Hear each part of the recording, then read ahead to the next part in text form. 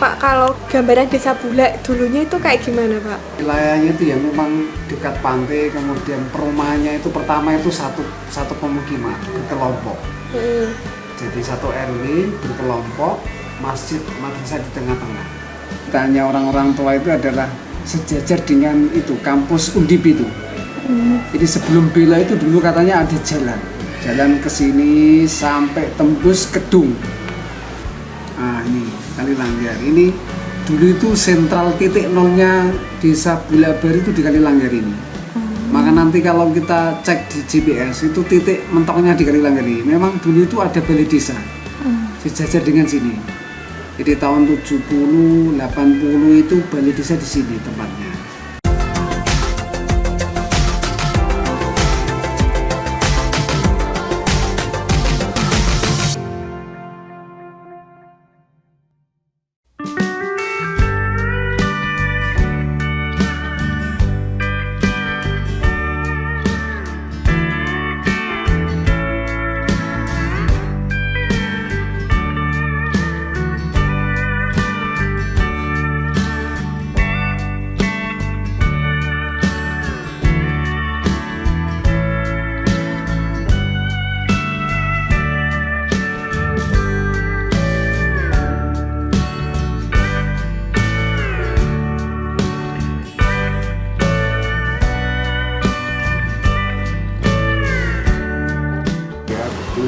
Itu pertama tahun berapa, Pak?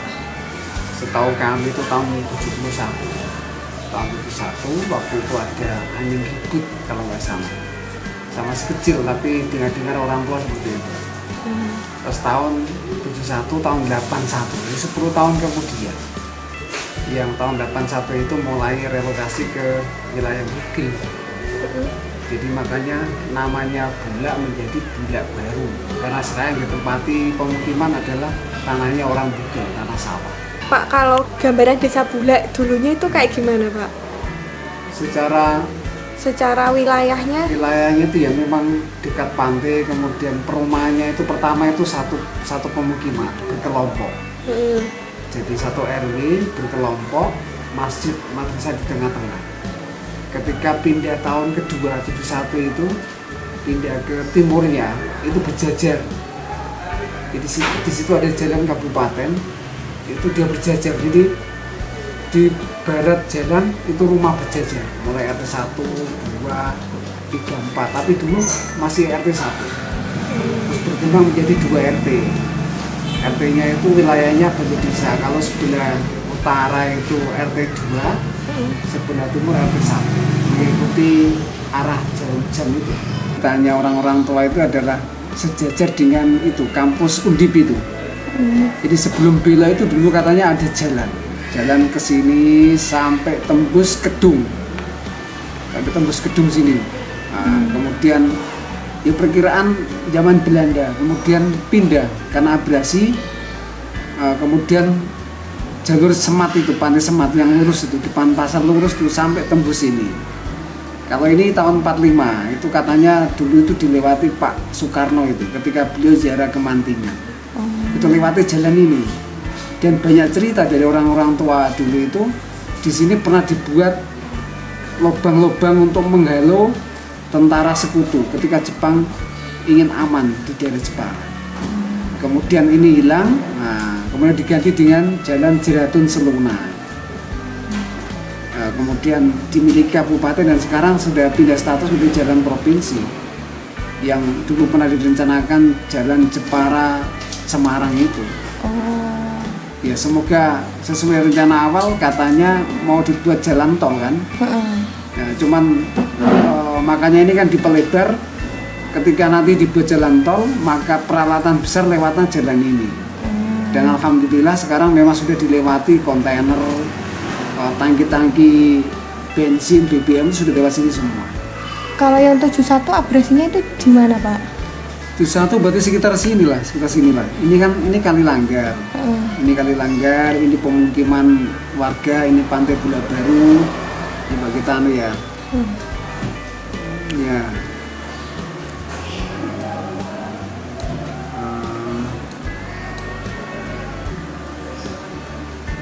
Nggak tampak.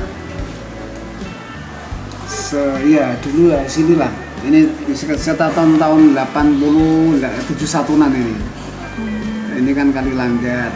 Bukan, sini bukan. Ini Pantai Bulat Baru kok. Nah, sini nih. Nah, ini Kali Langgar. Ini dulu itu sentral titik nolnya Desa Bulat Baru itu di Kali Langgar ini. Maka nanti kalau kita cek di GPS itu titik mentoknya di Kali Langgar ini. Memang dulu itu ada balai desa. Sejajar dengan sini. Jadi tahun 70, 80 itu balai desa di sini tempatnya. Yang sebelumnya itu di sebelah sini. Itu ada masjid, ada pasar, ada madrasah sebelah sini. Ketika pindah itu biasanya mengikuti arus ini, arus Kali Langgar. Nah, ini jalannya. Ini sudah hilang semua. Saya masih ingat itu, ada di belakang rumah itu ada lapangan sepak bola, lapangan voli gitu. Ya tinggal kenangan, kalau ke madrasah lewat sini ada jembatan. Dan banyaklah kenangan yang masih tersisa dalam pikiran kami. Sekarang baru berapa? tinggal laut semua ya, Iya, Pak? baru 20 tahun lah yang lalu. Atau 30 tahun ya, 20 tahun. Kalau desa yang terkena abrasi itu sampai berapa meter itu Pak? Sampai desanya jadi hilang itu? Orang tua bilang itu gini, tergantung musim. Kalau ketika musim barat itu tinggi, itu sampai 20 meter per tahun. Tapi kadang 5 meter, kadang berhenti, kadang kembali lagi dan. Berarti yang paling parah itu biasanya siklusnya itu 8 tahun per 1 minggu. Oh, 8 tahun sekali. Ketika tahun ke-8 atau tahun ke-1 berikutnya itu paling kencang abrasinya. Satu contoh yang tahun ini, memang nggak ada ombak, nggak ada angin, nggak begitu kencang. Tapi nyatanya, tadi sudah lihat kan, menggerus itu cepat sekali. Baru berapa bulan, 6 bulan. Itu sudah menambah sampai hampir 20 meter.